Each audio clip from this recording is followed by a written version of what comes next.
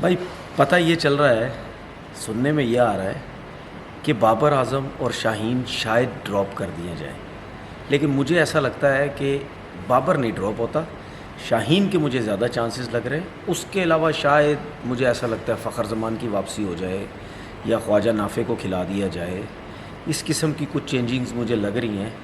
لیکن میں بار بار بولتا ہوں، کسی کو سمجھ تو آنی نہیں، میرے اوپر ہو، میں بابر کو یا تیسرے نمبر پہ کھلاؤں گا یا ایز اے اوپنر کھلاؤں گا۔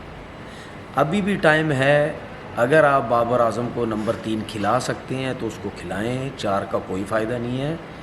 میں اس سے پہلے بھی بول چکا ہوں، سلمان آغا کو چوتھے نمبر پہ آئے وہ خود، کیونکہ وہ سپنرز کو بہت اچھا کھیلتا ہے۔ اب اس کی سوچ میں پتہ نہیں کیا بٹھا دیا گیا کہ میں سرکل میں جا کے بہت اچھا کھیلتا ہوں۔ اگر سلمان نیچے کے نمبر پہ آتا ہے، چوتھے پہ آتا ہے، تو وہ پھر بھی اس کے پاس سارے شاٹس ہیں، اسپیشلی سوئپ شاٹس ہیں، ایکسٹرا کور بڑے اچھے کھیلتا ہے، سیدھے اسپنر پہ نکل کے بہت اچھا کھیلتا ہے، جو کہ بابر نہیں کھیلتا۔ اسی لیے میں کہہ رہا ہوں کہ بابر کو تھوڑا سرکل میں آنے دو، وہاں اگر تھوڑا سیٹ ہو جائے وہ لے کے چلے گا میچ کو۔